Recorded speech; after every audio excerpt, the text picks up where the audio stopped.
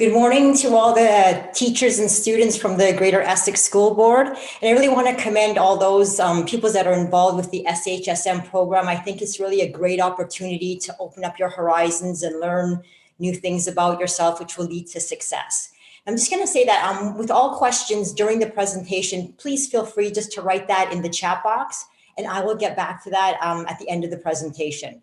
But now I'm going to push you to work. So what I want you to do is, with your pen, that piece of paper that you have in front of you, I want you to write down your biggest dream, something that when you think about it really makes you feel alive. All right, so I'm going to give you 20 seconds to write that down right now. You don't have to share it with anyone. There's a saying that if people aren't laughing at your goals aren't big enough. Okay, I'll give you another 10 seconds.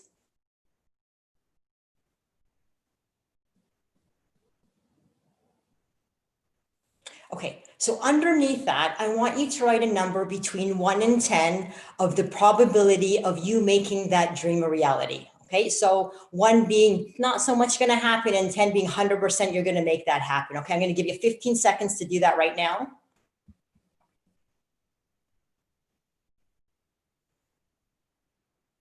Okay, so just put that paper away for now. As I said, at the end of my presentation, we're going to get back to it. So now I'm going to show you a short clip of a documentary that's currently being made about my life. So take a peek.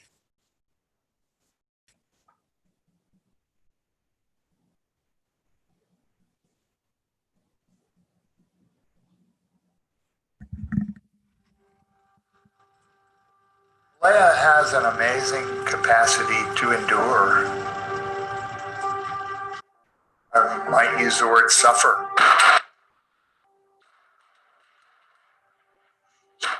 Everything is done halfway. It's always to the max. I knew what I wanted to do at a very young age. I saw something and it captivated me. It set this fire in me that I found a passion and I went after it. But her high kicks had helped her win a world championship as a kickboxer. Don't mistake Leah's soft-spoken ways outside the ring. When she's in it, she's lethal. We get the code red. They were in pieces when we came back. There was a photograph sent and threats of 4 other people that were going to be targeted, and I was one of them.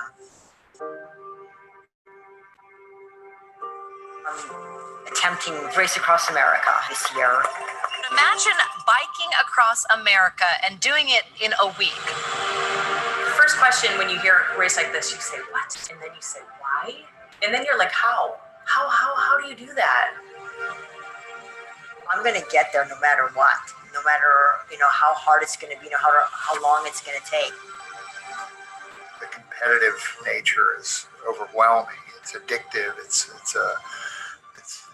part of who we are and what we do. A lot of people say to me, like, what are you doing? Like, is that super necessary? And for me, it is, because it calms me down where it's okay. If she's doing 10 hours, I got to do 15 hours. Failure is part of success, and we have to accept that. Look at the crap I've gone through and look where I am today. There's none of us that don't suffer. Leah, I think, is just learn to embrace it. Let's suffer. Let's control it.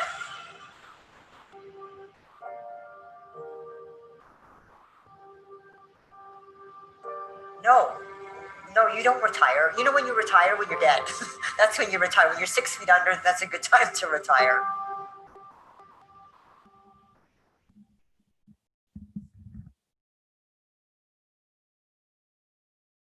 So hopefully that will be out at the end of next year if all goes well. I'm going to start off by saying that a lot of young people have this misconception that in order to succeed, you have to come from wealth or know people in powerful positions, or be born into it or have a special gift, which is totally false. And I'm going to use myself as an example to prove my point. See, my strong foundation started when I was very young. I had an issue with the language, primarily because my mother was born in northern China, my father in the Soviet Union. So English for them wasn't their first or second language. It was third, fourth down the road. So they couldn't teach me the language. I had an issue learning. I spoke with the lisp.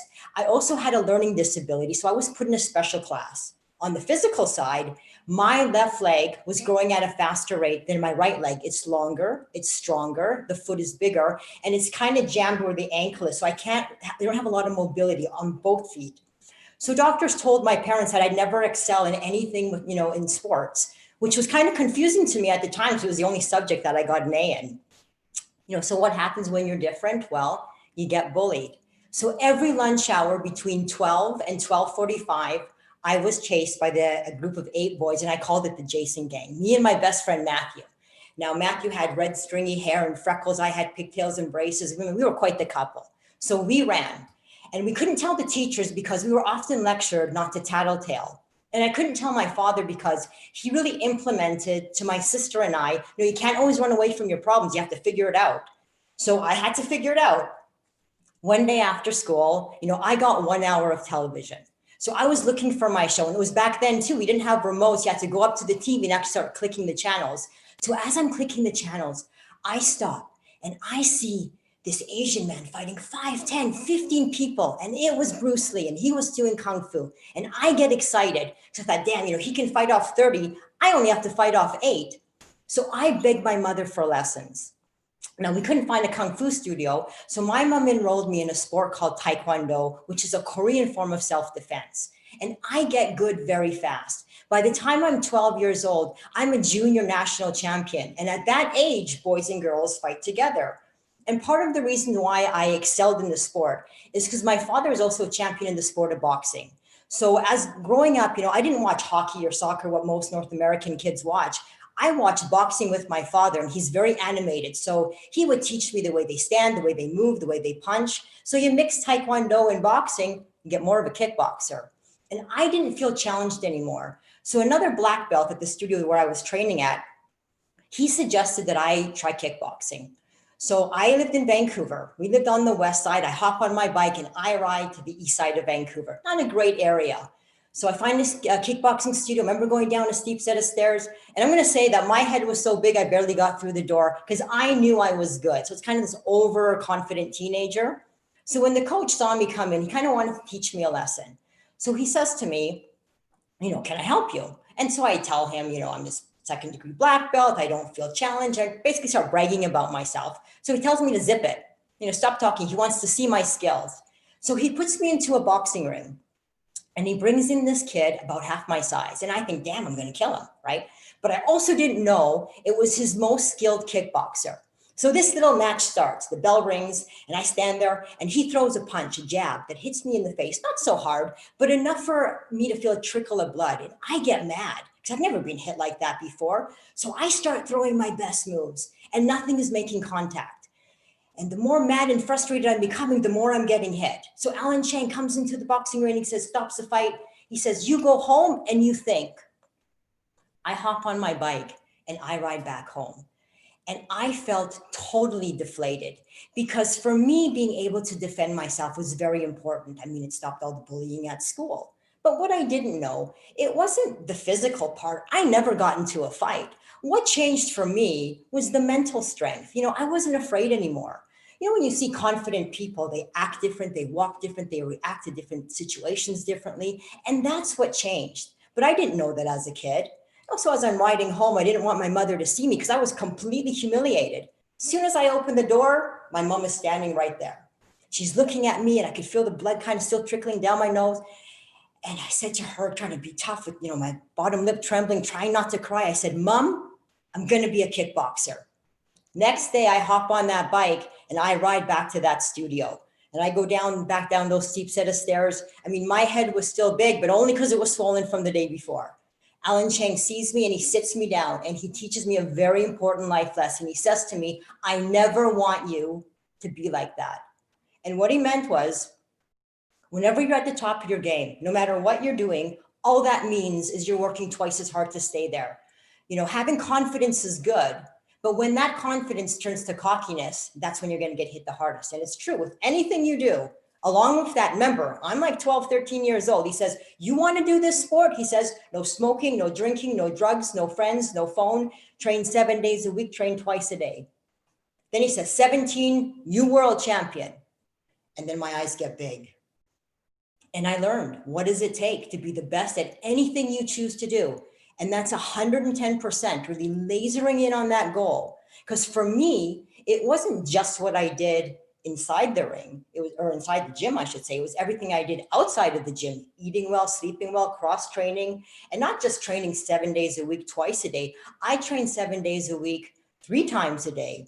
And by following those principles and really lasering in and focusing for what I was doing, I ended up being the provincial champion, a 2-time national champion, the North American champion, and at the age of 17 years old, I was the undefeated champion of the world. And that's when I retired. Because, Bruce Lee, or this world kickboxing champion, was never really a goal of mine. Who I really wanted to be from as young as I could remember was 007, James Bond.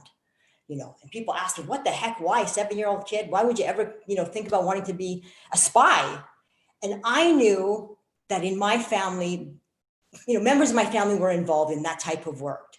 And it was more, of kind of being groomed. Like when my parents didn't want my sister and I to understand something, they would change languages. They would never talk about certain things on the phone. They told us to be careful who your friends are and don't tell them everything. So again, it's kind of like they were, getting us ready to, go into that field. So that's when I left. I left Canada and I immigrated back to Israel. Israel is in the Middle East. And in Israel, it is mandatory to do the service, the IDF. So women have to do 2 years and men have to do 3 years. You're only out is if you are mentally insane or those, like fanatic religious beliefs, or perhaps you're both. So in the military, I was picked up by a fighting unit called Krav Maga. Now, Krav Maga is a system of fighting designed for soldiers. Let's just say if your ammunition jams, how to use a rock, a stick, a stone in the most lethal way. So it's based more on skill opposed to strength. So you can still be 145 pounds and still be dangerous. I was also one of the first female instructors to train an elite unit called the Commando. So I was positioned in base 8, which was a military intelligence base. Now, during my military service is when I was introduced to the bike. So there was a lieutenant there from the Commando who was very popular in the base, not only because of his military position, but he was Israel's national champion in the sport of triathlon. So he always saw me training because as a commander instructor, you had to be very fit. And you also noticed that I commuted to the base with my bike. And I had this old piece of junk, 25 pound, was worth maybe $5, right? So he asked me, he goes, do you want to go for a bike ride? And I thought that was kind of strange. I said, I honestly didn't really want to go, but I didn't want to say no. So I said, okay. So we went on this bike ride. It was a 3-hour bike ride. And I absolutely fall in love. Talking about the bike, not the boy, not yet. And he introduced me to the sport of duathlon. He started coaching me. He introduced me to the sport of duathlon. And within a year, I was the national champion. And I loved it. So any opportunity I had, I would train. But at this point in my life, I never thought that I wanted to be a pro cyclist. Who I really wanted to be was James Bond. So I left the military in the late 80s when Gorbachev made a deal with Israel to release, he was the president of the Soviet Union, to release 1.6 million immigrants into the country. But with that huge immigration, issues started happening. For example, many people came in with fake documentation. They would take government funded money and they would come into Canada and to the United States. So in order to control that, the government held back passports that if you had owed money to the government, you couldn't leave. But the issues that the country couldn't handle was the crimes that were starting to happen. Criminals started to come in, and all of a sudden crimes that were generally on a small scale, such as narcotics, prostitution, drug trafficking, started to escalate. And the Russian mafia was coming in. So it's like a Russian gang. So our country was starting to fall apart because we primarily deal with issues of terrorism. So the commissioner at the time, the police commissioner, was an ex-IDF general, Army general. His name was Yaakov Turner. And he wanted to create a secret police force in order to control these issues in hopes of recruiting immigrants that had some kind of police, military, or intelligence background. And so I thought, perfect. Because my background, I am from Russian descent. I don't look Israeli. And my credentials were above and beyond, coming from base 8. So I basically invite myself to this place of recruitment. And I say invite myself because this was not open to the public. The government sent out papers or invitations to those individual citizens who they thought would fit this criteria. So that's how I say, I mean, I worked for, I was in a military intelligence base, so I had access to a lot of classified information. So I go to this place of recruitment. And I remember going into this old building. It was a dark room. And at first I thought I was in the wrong place because I was the only one there. But at the far end of the room, I see this man, this officer, he's sitting there kind of looking over some documents or something. And as I approach him, he sees me and he looks up at me. He's kind of confused. And he says, excuse me, he kind of stops. He goes, can I help you? And I said, well, I'm here to register for this course. I don't remember the code name that I gave. And then he says to me, so he wasn't really listening. So he goes to me, no, you can't register for your boyfriend, your husband, your brother. And so then now I'm confused. And I said, I'm not registering for anybody. I'm registering for myself. So then he looks at me like I'm the dumbest person in the world. And he shakes his head. He goes, no. This is not open to women. Then he throws to me, go find a job that women can actually do. And I'm going to tell you that I was completely stunned. I mean, I'm not stupid. I knew discrimination existed, but I never thought in a million years that I would be faced with it. And I think primarily because I just came from Base 8. Base 8 was a military intelligence base that had no women that worked the field. Most of the women in that base worked administration. And not one time have I ever heard a comment about me not being able to do my job because I was a woman. And here I am being denied, being overqualified because I am a woman. And I knew this was going to be the fight of my life because the only people who could cut this red tape was either the prime minister or the chief of police. Those are the only options I had, but they don't have time to hear my issues.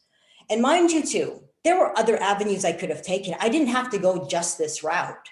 But like, my father said, you can't always run away from your problems because who's to say that I won't face this, in another situation, another direction that I go to. So sometimes, you are going to be faced with a situation that affects you directly. And it's going to be up to you kind of to start that spark, turn that spark into a flame and that flame into a fire. And believe you me, somebody will feel your heat. Because I was completely disgusted. I was 19 years old and I was ready to fight it till I was 50. And I was persistent. And my persistency paid off because I ended up getting a direct call from Yakov Turner, the commissioner, the man who was creating this course. And I remember when I got that call, I was super excited. He basically said to me, be in my office in 30 minutes. So mind you too, Israel is a very small country. You could be anywhere in 30 minutes. So I hop in my car and I start driving to where he was situated. And I was excited, but I wasn't sure if I was going to get recruited or arrested for being such a nuisance. So when I first met Yakov Turner, he was sitting on this big chair. It looked like a king's throne. But when he jumped off the chair wasn't actually very, very big. It's just that he was so small. He was like a head shorter than me. And as silly as this may sound, I remember getting super excited saying, damn, I could beat him up. And he's a 4-star general. And here I am being denied because I'm a woman. That's just a speculation. But I know for sure that man being that size in that military, he had issues. So perhaps that's why he did, call me in or he understood my situation. So anyways, he says to me, after a little bit of small talk, he goes, I understand your situation. And on your behalf, I decided to take a vote, call all those lieutenants and commanders and officers who are going to be running that course. Is it a yay or nay? Do we let her in? Do we let me in? And he says, I regret to inform you that the majority has voted against you. And I said, sir, what's the majority? Is it 69%, 70%? He says, everyone but one. And he was the only one that voted me in, but he was also the only one I needed because his vote really counted. Then he says to me, he goes, if I let you into this course, then whatever happens, happens. All I'm doing is opening up the doors, whatever happens before, during, or after. And of course, I'm not really listening. All I'm listening or hearing what I want to hear, which is a lesson I later learned, that before you ever make it a decision, because a verbal agreement is the same thing as a written contract, know exactly what you're getting into. Because I wasn't listening to anything else that he was saying. I was just listening, yeah, who I'm in. So he did. Yakov Turner opened up the doors for me.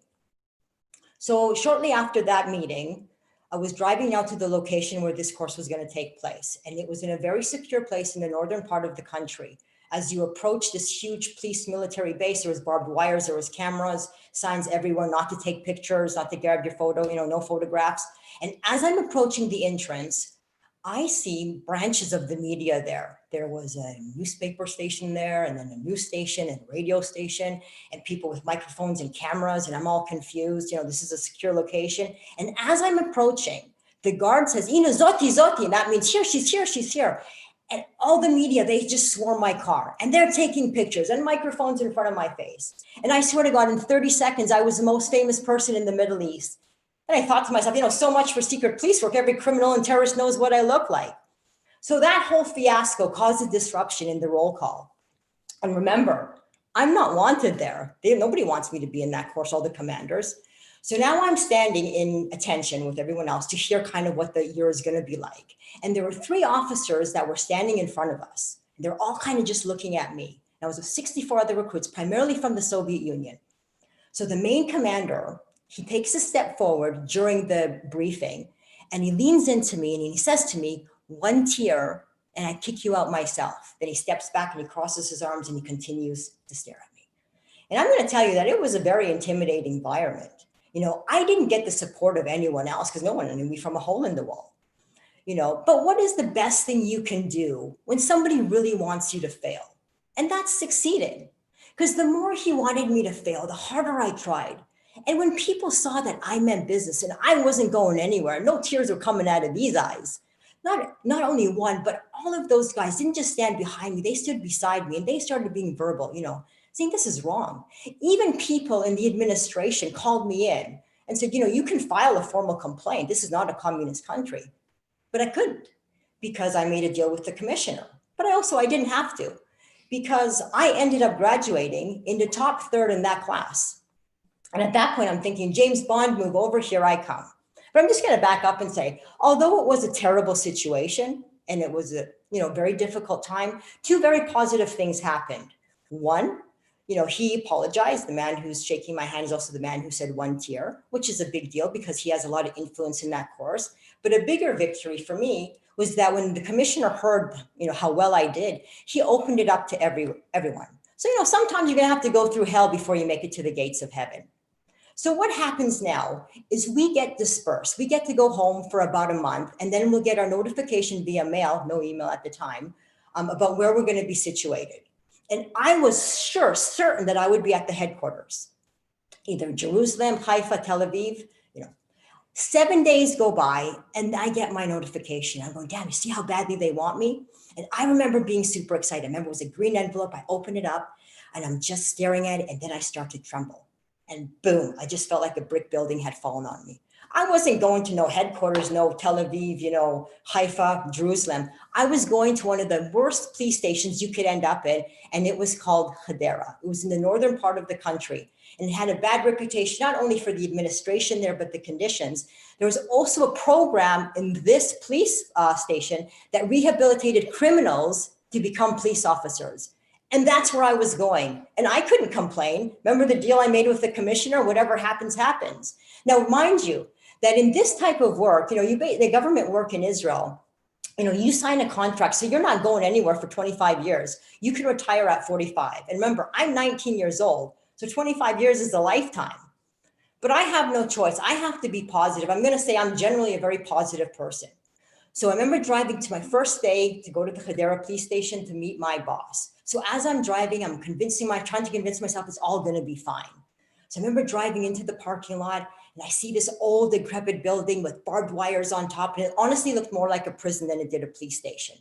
So as I go in the door, I open it up and I'm just engulfed in this huge woof of smoke. Everybody was smoking. My eyes are watering. I start to cough, can't see anything, super sensitive. At that point, the only thing I could think of that was positive is that I may die of lung cancer before I reach 45.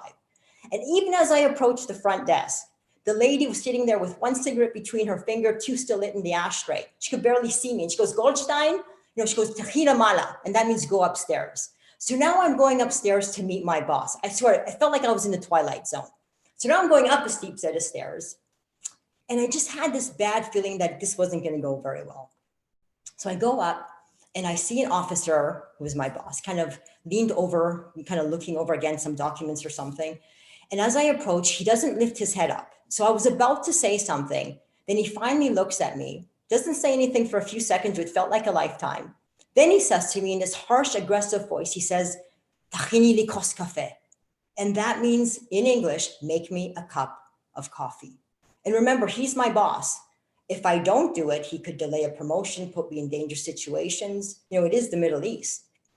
But then if I do it, then he kind of has me by a leash. So it's a very difficult situation. Like when I do live presentations, I like to ask the audience, what would you do? And for the teachers out there, it's not what you would do at this age, it's what you would do when you're 19 years old, and somebody, a job that you've really wanted to do from as young as you could remember. And I'm going to be honest and say that I remember that day like it was yesterday, because it was a huge life-changing moment for me. When they say when pivotal moments happen, they call it aha or coming to Jesus moments. Because up until that point, I was this good Canadian kid. I had this halo over my head. I always came early. I left late, worked really hard, never wanted to cause friction, But that day, I called it my devil moment. That halo burned off, my horns popped out, and I could feel everything hard just turn inside. I had mentally cracked. I was so sick of constantly being tested, and I remember slamming my fist on his desk and saying, make your own damn cup of coffee. And I'm not saying that's the best thing that I could have done, but I really felt that I almost had to become one of them to survive that kind of environment, that toxic environment. And it was, I'm going to be honest, it was a terrible time. But I want you to remember this, that there is one principle that I follow, that I live by, that no matter how terrible your situation is, or no matter what you're doing, whether it's police work, you're an executive, you're cleaning floors, scrubbing toilets, whatever it may be, is always, always work your butt off. Don't come late, don't leave early, don't cut corners, don't think, people aren't watching. Because believe you me, people are watching, and you will develop this reputation. And also that person who may be watching you may also have the potential to change your life. Because there is a positive to this time in my life. And like I said, that guy that's shaking my hand was Mary Poppins compared to what I was faced with during this time.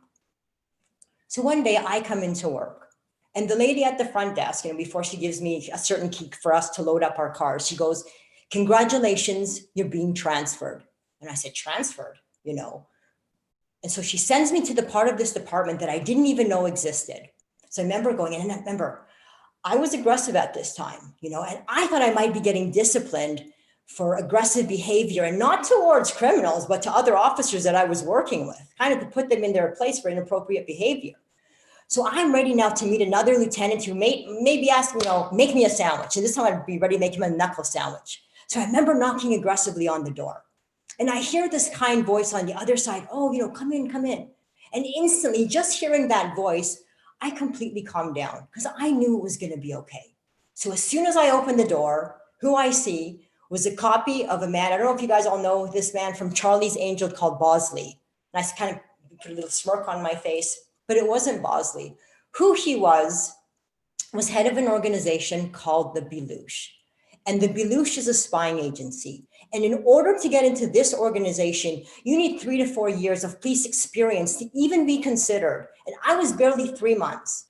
And he was watching, and he wanted to recruit me as the first woman to be into this department. And this was the real deal, you guys. This was profiling, interrogation, getting information, new weapons, new technology, and new identity. So here I am, 19 years old, and I'm living my childhood dream. I am an agent for a huge organization in the Middle East, and you think that I would have loved it. But as the years progressed, I really started to dread my job. And without dissing the organization, I'm gonna say that I never really came home from an assignment feeling, wow, we really did something positive to change a bad situation. And I think for me, having a purpose to what I was doing was more important than the ego of the job. And when we talk about abuse of power, I was trying to get really good at it. And in all honesty, the only thing I wanted to do at that time that really made me feel alive was competing, was to become a pro cyclist. But it's not like I could just leave my job and say, you know what, I'm gone. So how I got out of the Middle East to come back into North America was the situation here. So in this slide here, this is the Belush team, and this is the crime scene. I can't get into details about what happened, but to make a very long story short, my life was in danger. I was put on a hit list, and a couple of kidnapping attempts, kidnapping attempts were placed on me. So the government had to replace me or to relocation me. So I basically made a deal with the organization that I would work on assignment outside of the country. And that's how I left. That was how I was able to leave Israel and come back into North America. which would also allow me to train full-time as a professional cyclist. Now, I'm just going to say that I really like talking about my athletic career, my cycling career, because I honestly think it's the most important part of my presentation. Because with everything I had done up until that point, nothing beat me up more physically or mentally than the bike. And it really taught me what the human body is capable of doing. And if the words "I can't" often linger in your vocabulary, I'm going to knock them right out. So I had it all planned out. I was going to race, 5 years as a pro, then I was going to tackle the hardest race in the world called Race Across America. But mind you, I wasn't, very welcomed in the Canadian Federation at that time. They basically told me right off the bat that this career was probably most likely not going to happen for you because I was 30 years old. They told me I was too big to be a climber, too small to be a sprinter, that I basically missed the boat, But of course, I never really listened. I just, out to prove them wrong. Because up until this point in my life, I succeeded with everything that I did. Not that I didn't work hard. I worked incredibly hard, but things kind of came easy. So I thought that pattern of success was kind of going to continue when I, went into this sport. But I had no idea, very delusional of what I was getting into. See, in Israel, I was a big fish in a small pond. I come to North America and I'm a shrimp in an ocean. And pro cycling, like I said, many people see riders sitting on a bike and pedaling as hard as they can. That's not racing. That's just riding a bike. Professional cycling is very strategic. It's like a chess game. You need to think 3 moves before you make your own move. And you have to know what the terrain is when the climbs come. And you're not up against one rider. You're up against sometimes 180 other riders. So you have to know when that right move goes, that you have to be with it or race over. And aside from that, there's a huge pecking order in the group of cyclists. It's called the peloton. There's punching, kicking, people trying to put you in the ditch. We used to laugh that, we wear helmets to protect ourselves from other riders, not just from hitting the pavement, right? And I'm going to be honest, my first few years of pro racing, I kind of breezed through it, because I could rely on my fitness. But once I hit the pro level of racing, that's when the poopy hit the fan. I would go into these races and I would come in so last that I wouldn't even know where the finish was. I'd see my car in an empty parking lot. Okay. And then I thought, okay, this must be it. And it wasn't once or twice. It was multiple times. Or I'd go into these group rides that should last about 3 or 4 hours. I could barely last 10 minutes, and it was humiliating, absolutely humiliating. 1 year goes by, 2 years go by. I'm now 38 years old. 8 years had gone by and I'm still struggling because I so badly wanted to succeed in this sport. And people are saying to me, Leah, what are you doing? This is never going to happen for you. But no, honestly, what changed for me from the rider I was to the rider I'd become was simply hearing 5 words. So I was at a race in Bend, Oregon. And I was riding for an up and coming US team. I think the director, he hired me because he felt sorry for me. So I overheard the coach or manager of another US team, the biggest US team, one that I really wanted to ride for, right? He was talking about a rider. And he said something to the effect of, when the road goes up, so he's referring to climbing, she drops down. And those 5 words that I'll never forget till the day I die is Goldstein, that's my last name, can't climb worth blank. I'm sure you know what that word is. And everyone started laughing, not just him and his riders, but other coaches, other directors, other spectators. Like, it was the funniest thing they'd ever heard. And I can't even describe to you how humiliated and how terrible it made me feel. But I honestly think that in that situation, like if you are struggling for something and you hear something negative, I think you have to be honest and ask yourself, is there any truth to what is being said? Because I think we both can agree that things aren't said for nothing. And in my case, it was true. I couldn't climb worth poop, And if I continued the route that I was going, I'd be in that position till I was 90 years old. So in this sport of pro racing is where I prove that you don't need a gift in anything you choose to do in order to succeed, because there's a gift all of us have, and it's called the gift of work. So I took that following year and I used that gift. I moved from Vancouver and I moved to Vernon, about 5 hours inland, more hilly, better temperatures for racing. I hired a climbing coach. I lost about 10 pounds. And I came back the following year, not only winning hilly races, but setting new records. At 38 years old, I was finally there. So now the doors have opened. All these opportunities and contracts come pouring in. I was elated. But what happens when you've worked so hard for something and bang, in 30 seconds, it's all gone? You don't know if you'll ever get it back or if your life will ever be the same again. So I wanted to do one more race to really test myself on a more international field by going to California.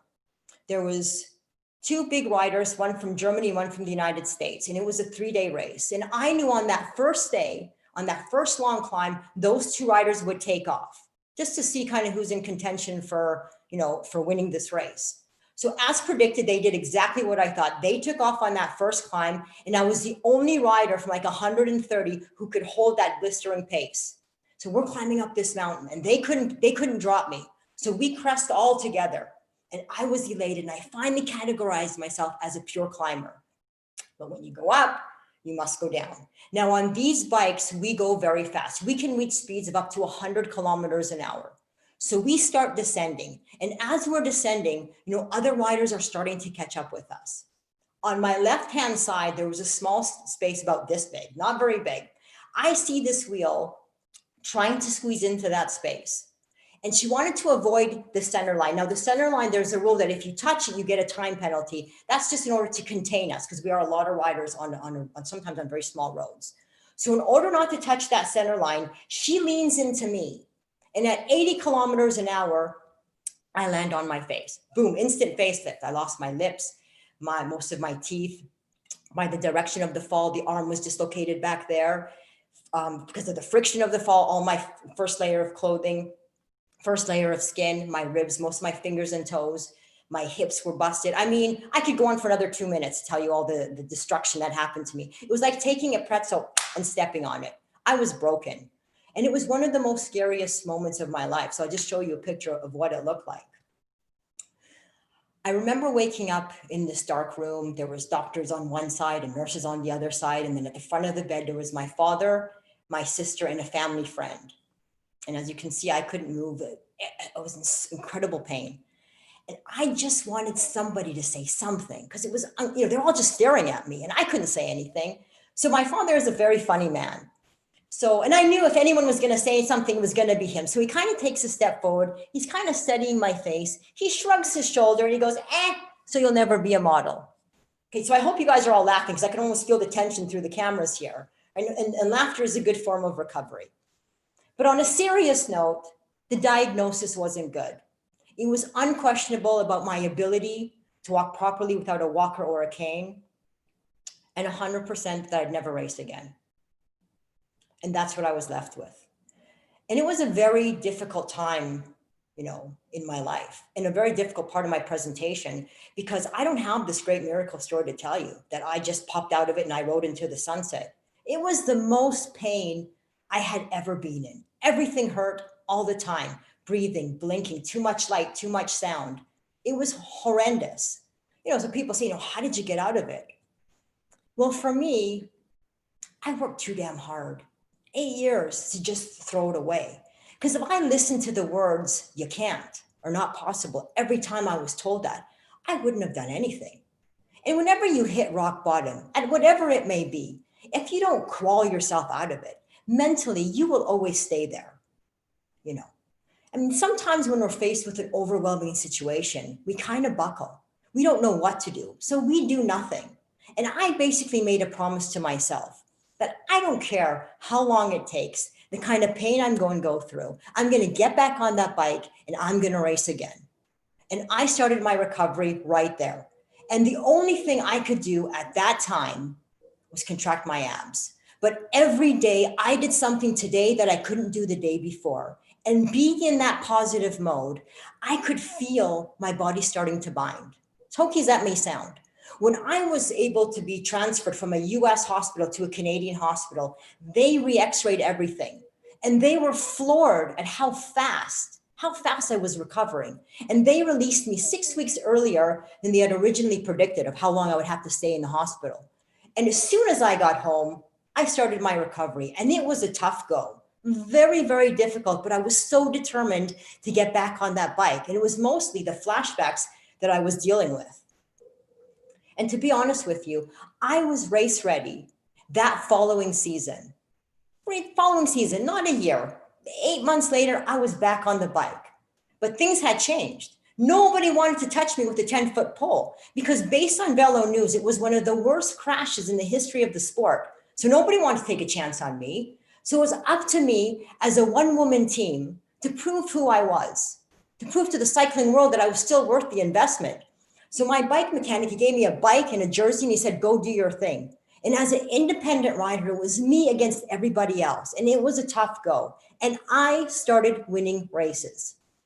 I had the best years as a professional racer after that crash on the years of 38, 39, 40, 41, and 42, despite what I was told 12 years earlier, that I had the wrong mentality, that I was too old, that I was too big, that I was too small, that I had missed the boat.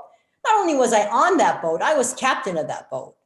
Now, if that doesn't prove to you the power of possibility, then my last part will. And that was my transition into ultra endurance racing. Because I was ready to retire at about 42. But there was one more race I wanted to do before I officially put hang my bike up in the closet. And that was to tackle the hardest endurance race in the world called Race Across America.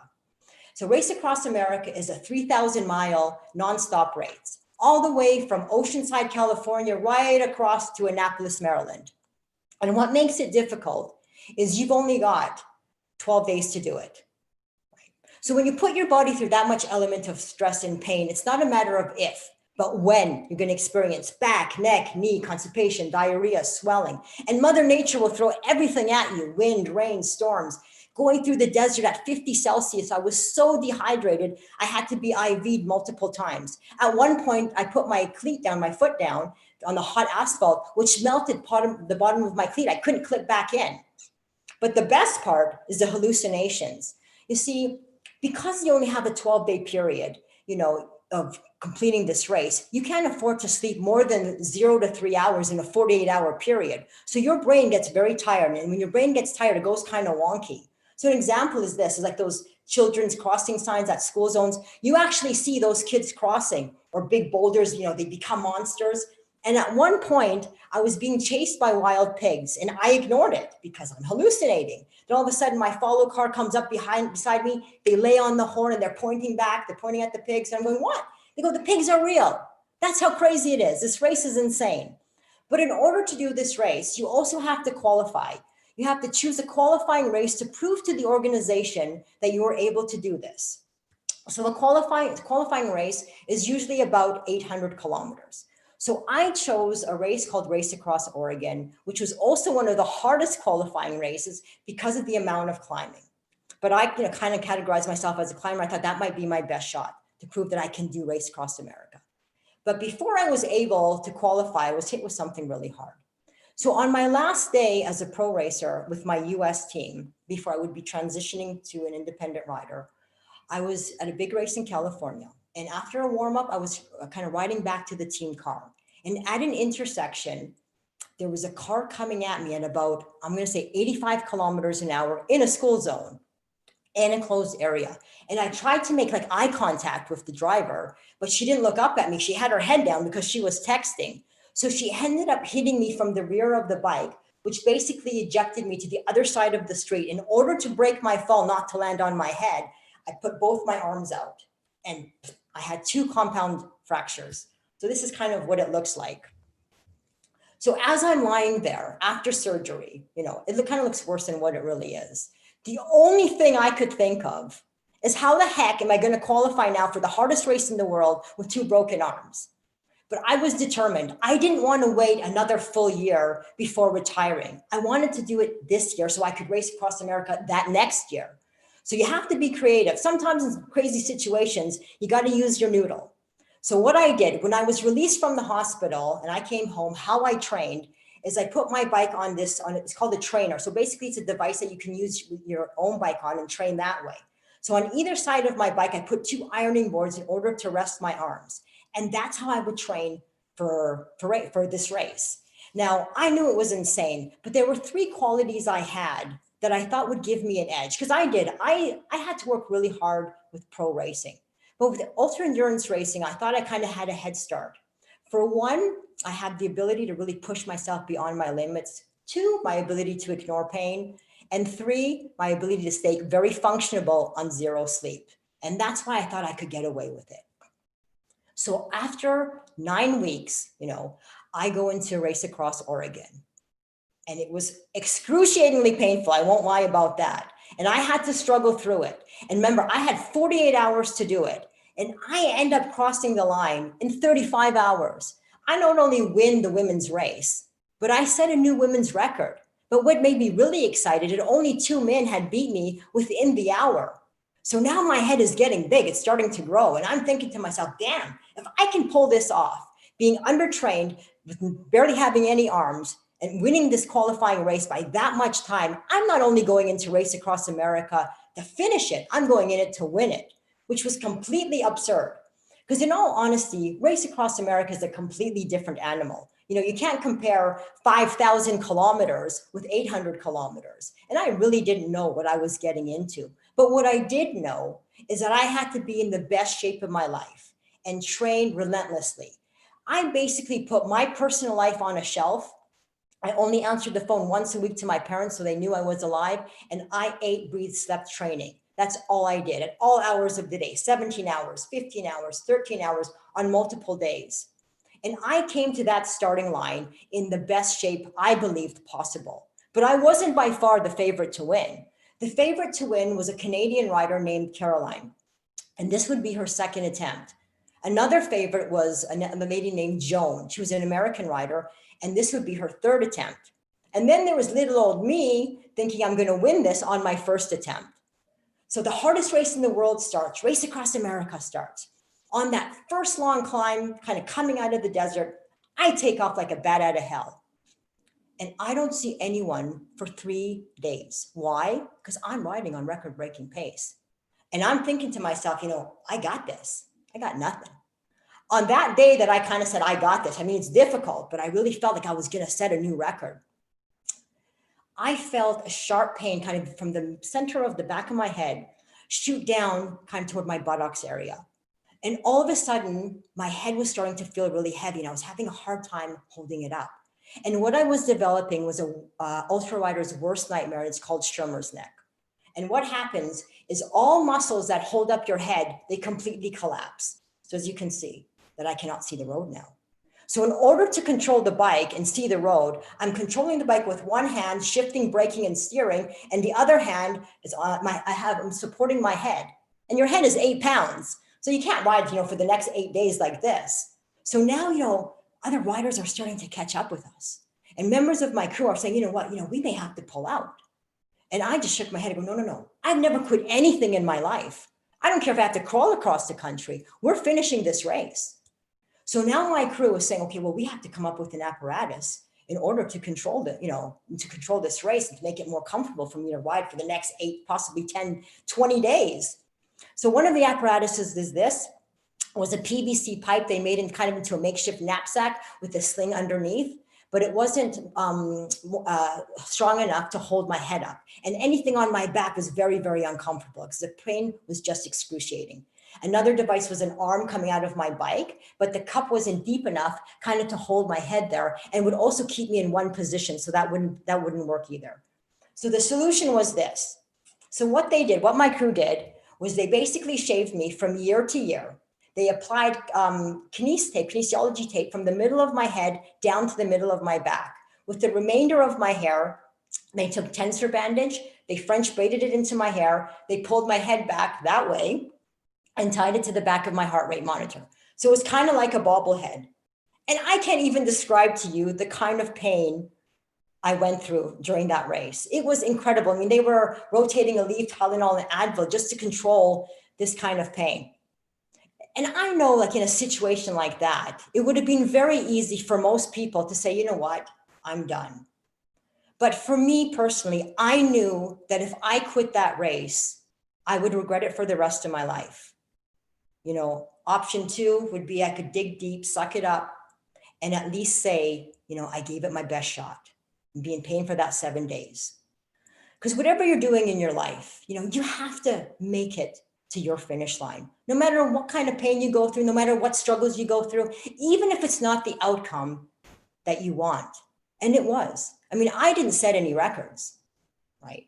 But I made it to my finish line and I still won Race Across America. You guys, when there is a will, there's a way. And quitting should never, ever be your option, no matter what you're doing in your life. And I'm just going to end off by saying that a lot of the reasons why I've succeeded in many of the things that I've done is because I've never let fear dictate my path. You know, when faced with fear, we have this instinct of fight or flight. But for many of us, we freeze. You know, 5, 10, 15 years go by and nothing has happened. And part of it is limitations. You know, we laser in on that one negative thing that can happen, opposed to all the great opportunities that are out there and new doors that can open up and really self-discovery. You know, I can't promise you that life is going to be easy. Life is tough. But you guys, you can't sit there and wait for things to happen because you'll be sitting there for a very long time. Nothing's going to happen. You know, what I know for sure, and I can promise you, that if you do have the ability to get back up, every time you get punched, kicked, shoved, knocked down, you get back up, it's going to be a lot harder to knock you down. And if you do have the ability to do that, then your possibilities of achievement, of success, of happiness, of anything you want, are truly endless. You guys, that is it for me for my presentation today. It was a pleasure. Now, before I get to the questions, I want you to grab that piece of paper that that I had you write down your biggest goal. And I want you to look at it hard. And I'm hoping that you would change that number to go a little bit higher. Because if I can do all those great things, there is no doubt that you can too. So now I'd be happy to answer any question. Remember, no question is a stupid question. Okay, so how many races have I competed in? Oh my goodness. Well, as a pro racer, you know, we start racing basically in February and we race right till October. So in some cases, it could be up to 164 races in a season. Now with ultra endurance racing, because of the amount of training, you know, you can only do 1 or 2 races, you know, during the season. So it's a lot of racing. I mean, I can honestly say that's why I was so ready to retire, that I lived out of a duffel bag for probably a good 12 years of my life, because we're always shuffling from place to place. And it's funny, people think that, oh, you might have seen great things, like, you know, because I raced in Europe, but you don't. You see the back of people's butts and you don't have a chance to really enjoy the scenery. So yeah, it's a lot of racing for sure. Very, very busy lifestyle and not a lot of time for fun, but it was really a great time and such a great experience. Okay, I'll take another question. No other questions? I'll just wait a few minutes for them. I'm just reading them off a phone. So I said, feel free to ask me anything.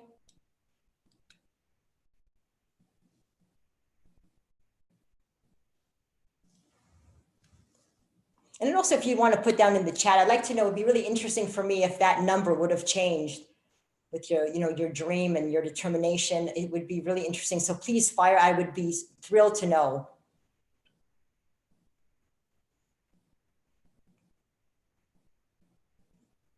Like I said, any other questions, feel free. Okay, we are getting questions via phone, so it's taking a little bit, there's a little bit of a delay here.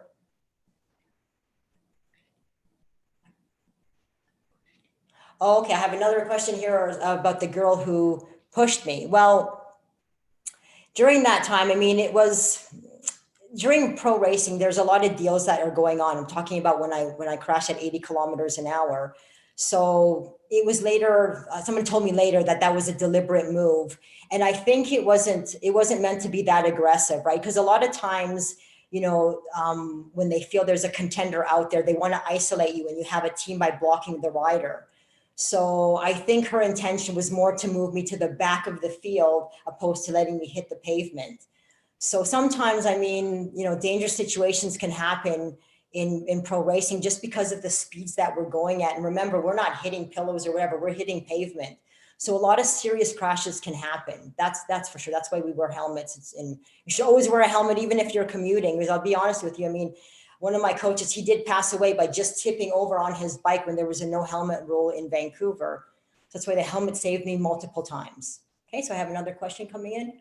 What is next for you? Okay, what is next for me? Well, good question. That's a great question. Well, of course, you saw the documentary that was being filmed, and we're hoping to complete that next year.